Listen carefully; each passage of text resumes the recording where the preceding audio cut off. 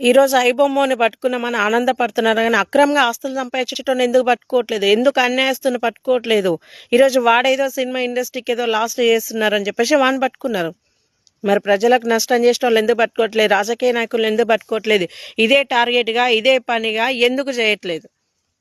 ఎందుకంటే సెలబ్రిటీలకు కానీ సినిమా ఇండస్ట్రీలు గొప్ప గొప్పలు కదా, వాళ్ళకి అన్యాయం జరుగుతుందని. అదే రైతులకైతే జరగదు. గవర్నమెంట్ ఎంప్లాయీలు ఎంతో మంది లంచం తీసుకుంటున్నారు, వాళ్ళని పట్టుకుంటారా? మీకు దమ్ము ధైర్యం ఉంటాయి. ఐబొమ్మని పట్టుకున్నారు, వాడు ఎక్కడున్నా వాడిని ఎంక్వైరీ చేసి మనం పట్టుకున్నారు. మరి ప్రజల్లో ఉండి ప్రజల సొమ్ము రాబందుల్లో పీడ్చుక తింటున్న వీనెందుకు పట్టుకోవట్లేదురా? ఈరోజు ప్రజల్ని ఎంతగానో పీడించుక తింటున్నారు.